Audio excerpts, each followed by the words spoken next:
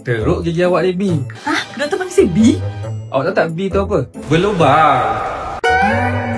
Ni adalah cara-cara anda nak detect tanda-tanda awal gigi dah berlubang. So, yang pertama, gigi anda akan berubah warna kepada greyish ataupun brown. So, gigi kita selalunya akan berwarna putihan ataupun kekuningan sikit. Tapi tanda awal gigi berlubang akan menyebabkan gigi berubah warna menjadi sedikit kelabu ataupun brown.